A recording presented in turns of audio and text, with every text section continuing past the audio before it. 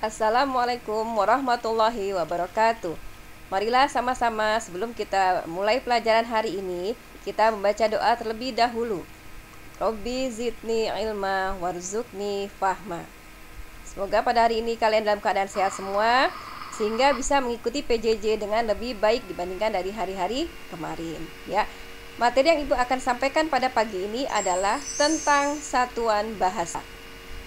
Mungkin kalian belum pernah mendengarnya, atau mungkin ada juga yang sudah mendengarnya. Apa itu satuan bahasa? Satuan bahasa adalah unit-unit bahasa atau linguistic units yang mewujudkan bahasa.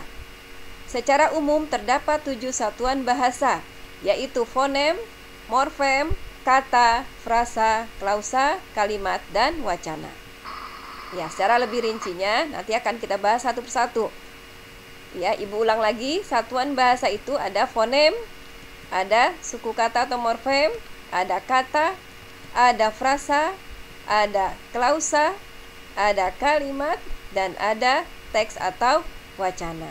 7 macam satuan bahasa itu diurutkan dimulai dari yang paling terkecil cakupannya sampai yang paling luas, yaitu teks atau wacana. Apa saja masing-masing dari satuan bahasa itu? Kita bahas satu persatu. Yang pertama adalah fonem.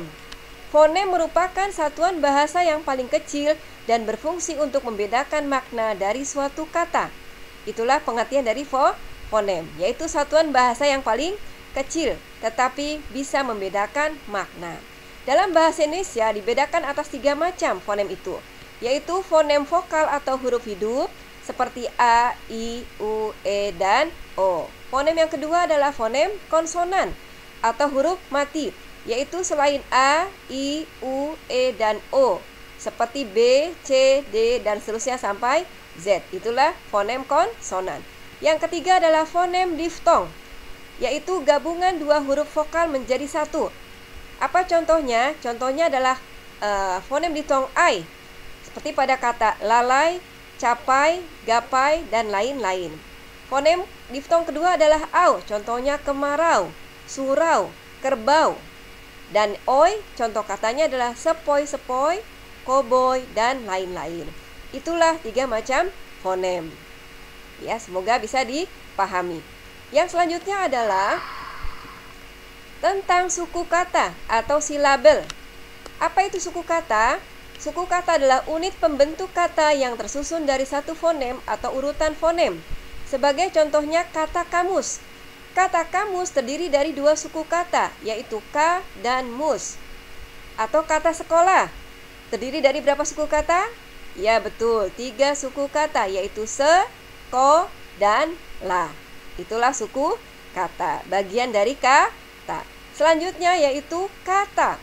Kata adalah satuan bahasa yang mempunyai pengertian atau mempunyai makna. Itu pengertian dari kata. Jadi kata adalah satuan bahasa yang mempunyai makna atau mempunyai pengertian. Kata ini terdiri atas deretan huruf yang keberadaannya diapit 2 spasi. Contohnya, pada kalimat adik saya senang bermain bola, Ibu contohkan katanya adalah kata saya. Kata saya diapit oleh 2 spasi, yaitu spasi setelah kata adik dan spasi sebelum kata senang. Ya, jadi kata saya diapit setelah kata adik, ya ada spasi, sebelum kata senang juga ada spasi. Itulah ciri dari kata. Sedangkan macam-macam kata ada yang baginya menjadi 10 macam, yaitu kata benda, kata kerja, sampai dengan kata ganti orang. Semuanya akan kita bahas dalam pertemuan yang selanjutnya. Satuan bahasa yang lainnya adalah yang keempat, yaitu frasa. Frasa adalah satuan bahasa berupa gabungan kata yang membentuk semacam kelompok kata, namun tidak memunculkan pengertian yang baru atau berbeda. Apa contohnya? Kaki meja, itu adalah contoh frasa. Sapu tangan, rumah makan, dan lain-lain. Kaki meja terdiri dari berapa kata? 2 kata, yaitu kaki dan meja. Begitu juga dengan sapu tangan, rumah makan. Nah, tetapi maknanya mempunyai makna yang satu kesatuan. Bukan berarti untuk rumahnya makan atau sapunya ada di tangan, bukan ya, tapi adalah punya pengertian masing-masing ya. Yang kelima adalah klausa. Apa itu klausa? Klausa adalah satuan bahasa berupa kelompok kata yang hanya mencakup satu predikat saja. Ya, klausa ini disebut juga dengan kalimat bagian. Ya, jadi ada kalimat, ada klausa. Kalau klausa adalah kalimat bagian yang ada dalam kalimat.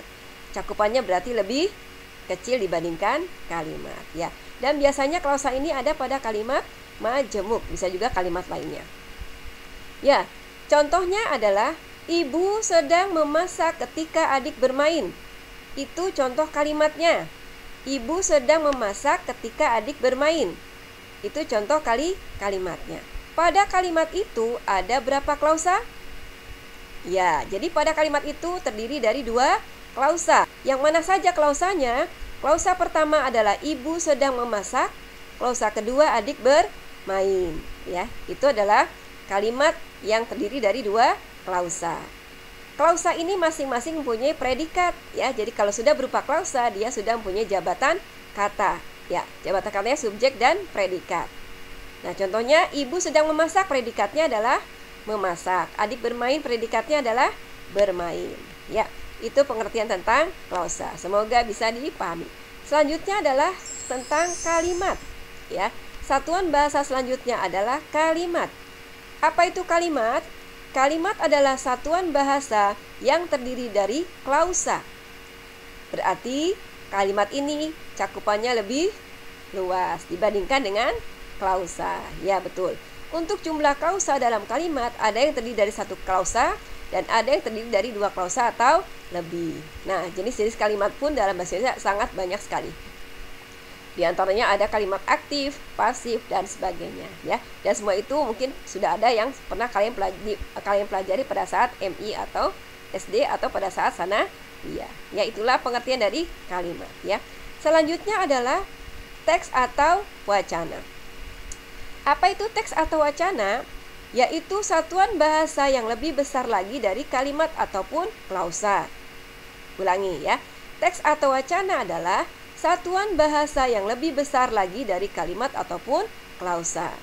Contoh wacana atau teks ini kita jumpai dalam paragraf, ya. Kita jumpai dalam percakapan. Bisa juga kita jumpai dalam artikel. Nah, itulah bentuk-bentuk dari teks atau wacana. Sedangkan jenisnya ada bermacam-macam juga, sangat banyak, ya. Sangat banyak sekali macam-macam teks. Dan itu sudah pernah juga kalian pelajari. Di antara ada teks berita, ada teks iklan, slogan, poster, teks eksposisi, teks puisi, dan lain-lain. Ya, Ibu rasa itu saja 7 macam satuan bahasa yang bisa Ibu sampaikan. Semoga bisa menambah wawasan kalian tentang bahasa dan bisa lebih memahaminya, ya. Apabila ada kekurangan atau kesalahan, Ibu mohon maaf. Kita akhiri dengan membaca Alhamdulillahirobbil alamin. Assalamualaikum warahmatullahi wabarakatuh.